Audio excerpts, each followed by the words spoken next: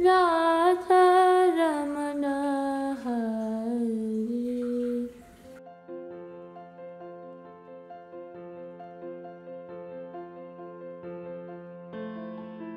Hare Krishna, dear devotees. In this video, I will tell you how to take care of Tulasi in the US. Updated version. Earlier, I had a video on how to take care of in the US, but after few years of more experience, I'll be telling some more things. Also, I did an interview with few Matajis who have amazing Tulasis. So they gave so much of wisdom that I will share all that with you today. First of all, why we plant Tulasi? Devotees of Krishna understand that Tulasi is a devotee of Krishna. She is a personality who gives bhakti to Krishna.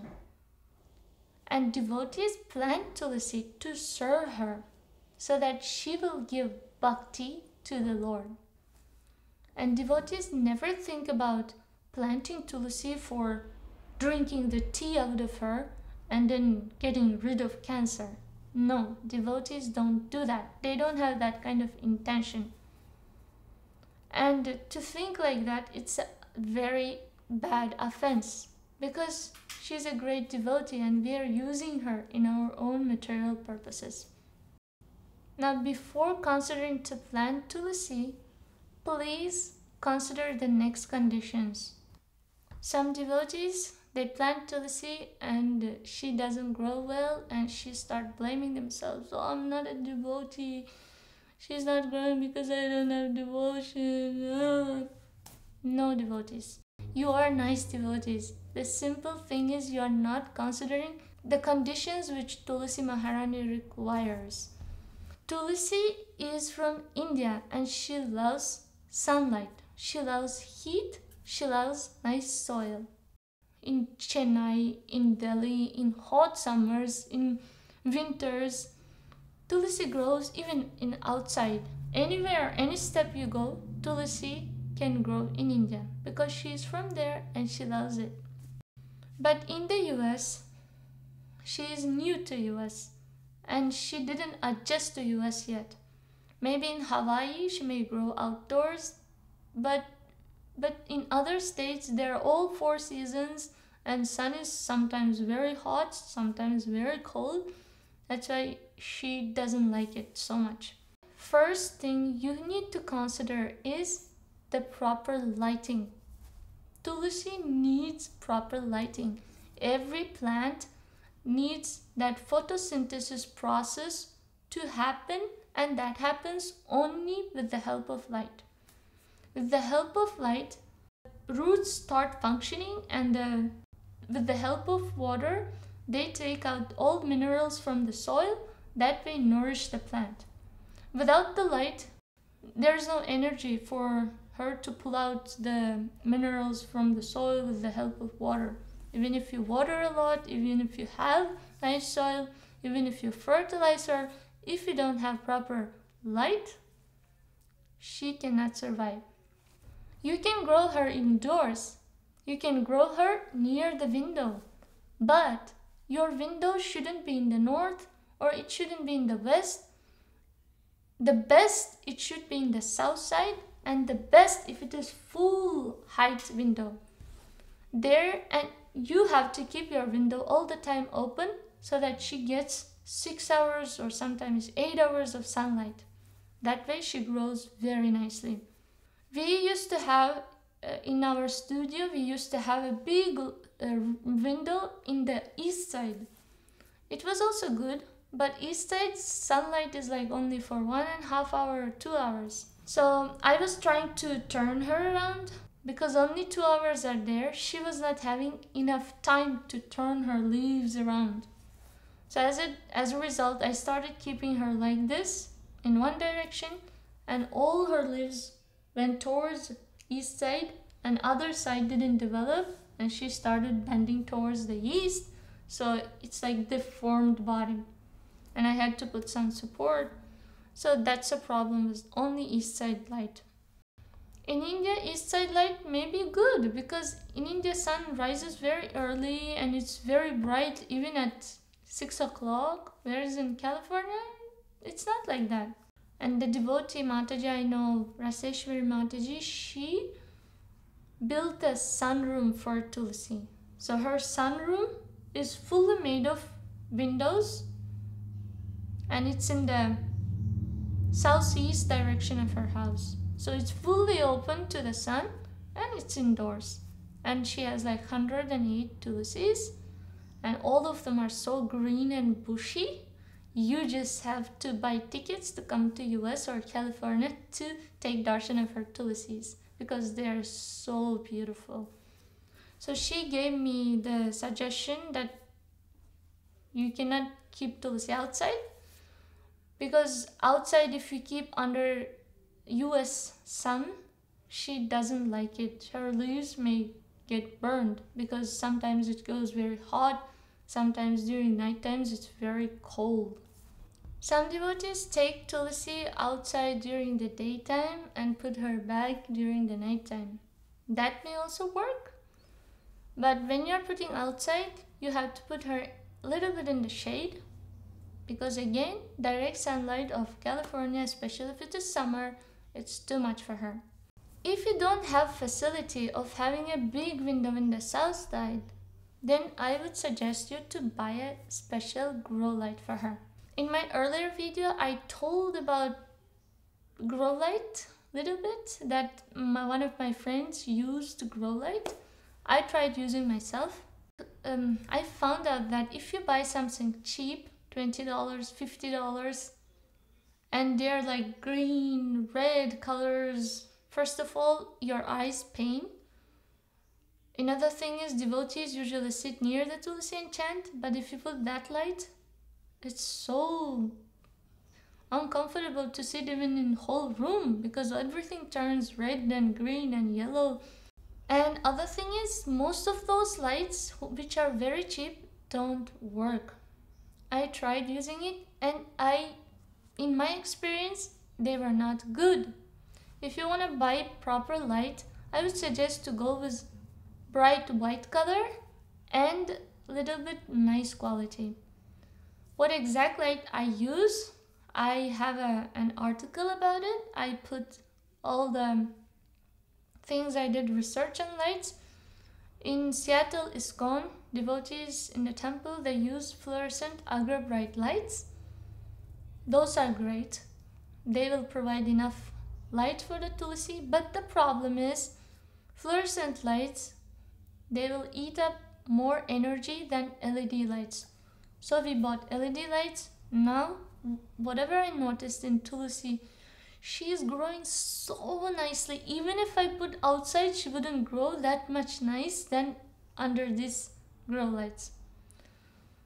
Her leaves are becoming like 2 inches. Like I've never seen her having that much big leaves, and daily she's giving some manjaris and she's looking so fresh, was full of prana. It means she likes those lights. Another thing to consider is good soil. After you have a good light, you need a good soil. You cannot have a soil taken from outside, from the ground. That ground soil may be good for the ground, for the trees outside, because in that soil there are so many earthworms. They roam around, they create holes inside the air circulation, and they create nutrients.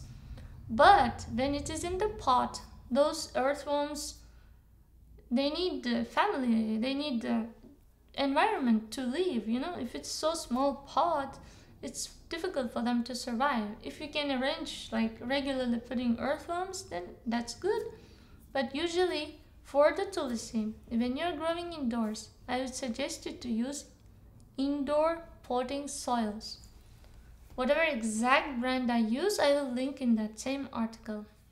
In my country and in India, we used to use cow dung as a fertilizer, but you need to be really careful. You have to mix cow dung with some other soils and make it not so much concentrated, otherwise it will burn the roots.